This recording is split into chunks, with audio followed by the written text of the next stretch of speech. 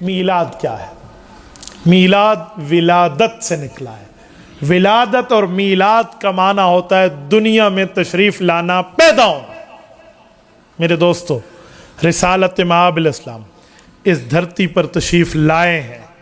رسالت مآب علیہ السلام پیدا ہو کر تشریف لائے ہیں، اپنی والدہ کو رکھتے ہیں، اپنے ابا کو رکھتے ہیں، اپنا خاندان رکھتے ہیں۔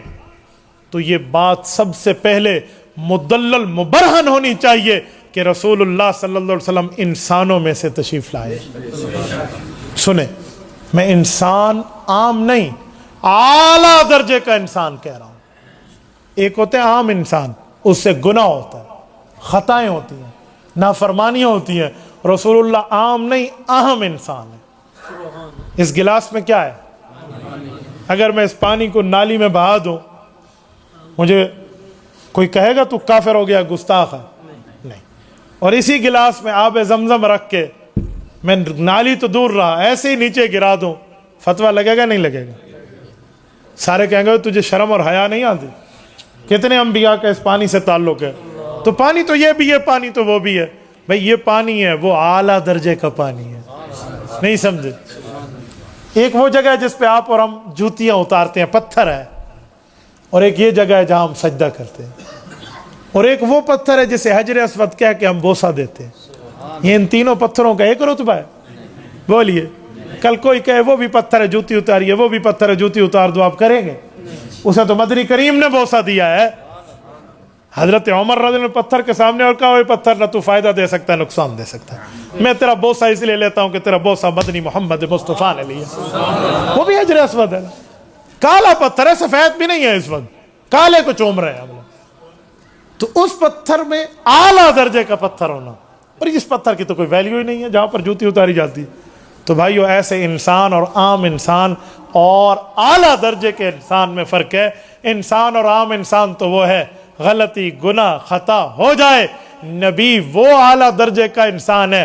وَكَذَلِكَ لِنَصْرِفَ عَنْهُ السُّوءَ وَالْفَحْشَاءَ، اس کے قریب رب گناہ جانے نہیں دیتا۔ لِيَغْفِرَ لَكَ اللَّهُ مَا تَقَدَّمَ مِن ذَنبِكَ وَمَا تَأَخَّرَ، نبی کے گناہ نہیں ہوتے، جسے سمجھتے ہو اگلے پچھلے بھی معاف ہے، وہ اعلیٰ درجے کا انسان ہے۔ تو میلاد بتا رہا ہے رسول اللہ بشر یعنی اعلیٰ درجے کے انسان ہے۔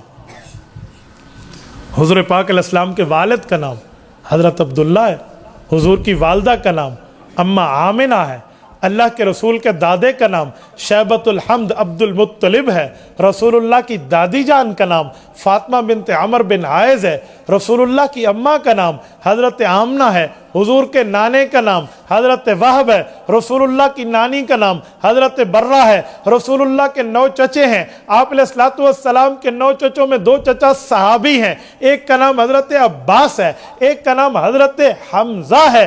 رسول اللہ صلی اللہ علیہ وآلہ وسلم کے ماؤں کا ذکر اپنی ماں کے علاوہ کریں تو دودھ پلانے والی ماؤں میں حضرت برکت ہیں جن کو ام ایمن کہتے ہیں، حضرت سویبہ ہیں جو سویبہ دائیہ تھی رسالت مآب علیہ السلام کی، حضور پاک علیہ السلام کی دودھ پلانے والی ماؤں میں حضرت حلیمہ سعدیہ ہیں رضی اللہ عنہا، رسالت مآب علیہ السلام کے بھائی بھی ہیں جن کا نام عبداللہ بن حارث ہے، یہ اماں حلیمہ کے بیٹے ہیں، حضور پاک کی بہن بھی ہے جس کا نام شیمہ بنت حلیمہ ہے، یہ حضرت حلیمہ کی بہن ہے جس نے 4 سال، حضرت حلیمہ کی بیٹی ہے جس نے 4 سال تک مدنی مصطفیٰ کو اپنی کوکھ پہ رکھ کے اٹھایا، ہنسایا اور رسالت مآب کی پرورش میں اپنی خدمت سر انجام دی ہے۔ رسالت مآب علیہ السلام کا خاندان ہے، اللہ کے رسول کی بیویاں ہیں، حضور پاک کے بیٹے ہیں، رسول اللہ کی بیٹیاں ہیں، رسول اللہ کے داماد ہیں، رسول اللہ کے نواسیاں ہیں، رسول اللہ کے نواسے ہیں، آقا نامدار کا یہ پورا خاندان بتا رہا ہے رسول اللہ اعلیٰ درجے کے انسان ہے۔ میرے بھائی، تو جشن تو منا رہا لیکن میلاد سے رسول اللہ کی انسانیت کا اقرار تو کر لیتا۔ ہمیں کہا جاتا ہے آپ حضور کو انسان کہتے ہو، آپ گستاخ ہو۔ بھائی تھوڑا بریک تے ہولا ہاتھ، اگر رسول اللہ کو انسان کہنا گستاخی ہے تو بتا، اگر حضور نور ہیں تو نور کا والد نہیں ہوتا، پھر حضرت عبداللہ کا نام کس منہ سے لے گا؟ अम्मा आमना का तारुफ किस मुंह से कराएगा? हुजूर के ददियाल और ननिहाल का तारुफ किस मुंह से कराओगे? रिसालत माब के चाचू का खानदान, रिसालत माब अलैहिस्सलाम की माएं, रिसालत माब की बीवियां, रिसालत माब की औलादें और उनकी औलादों का तारुफ आप किस नाम से कराओगे? मुझे बताएं। जिब्राइल की मां है, इजराइल का बाप है, इसराफील की बहन है, मीकाईल की बेटी है? जब नहीं है तो वो नूर हैं। रसूलुल्लाह वो आला दर्जे के इंसान है जहां जिब्राइल जैसा भी नूर, नूरियों का सरदार पीछे रुक गया। मैं सिदरतुल मुंतहा से आगे नहीं जाता, मेरे पर जल जाएंगे, लेकिन इंसानों का सरबरा यहां से भी आगे जा रहा है। ये तो रुतबा है मोहम्मद मुस्तफा का, और ये बताता मीलाद है। मेरे दोस्तों, मीलाद मानोगे तो बशरियत मानोगे, वरना मीलाद का इनकार कर दे।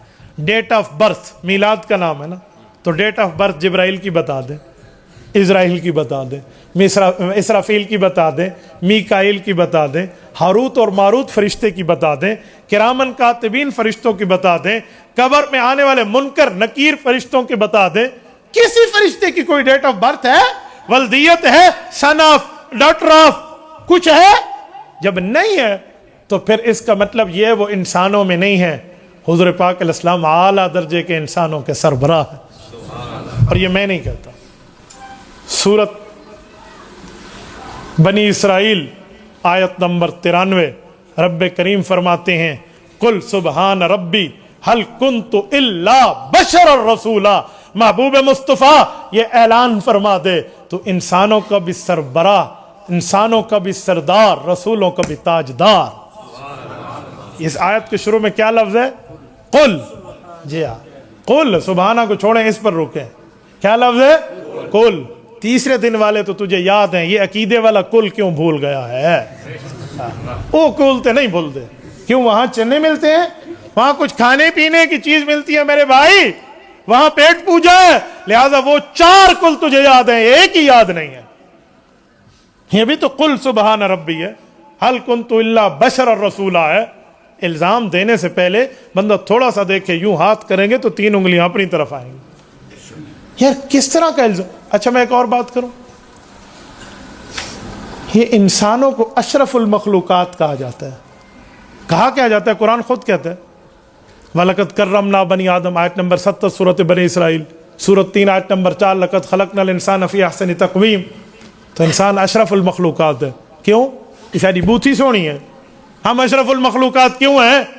उसकी एक ही वजह है कि हम में सरकार मुस्तफ़ा सल्लल्लाहु अलैहि वसल्लम इंसान बन के तशरीफ़ लाए।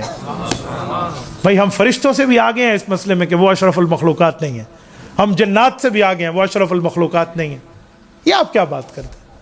और मैं बाज़ औक़ात हैरान होता हूँ, इन बातों को भी लोग डिस्कस के तौर पर ज़ेर बहस लाते हैं कि हमारे नबी नूर है या बशर है। मैं बहुत हैरान होता हूँ, यार ये कोई सवाल है? हम इस बात पर बड़ी ले दे सुनते भी हैं, देखते भी हैं।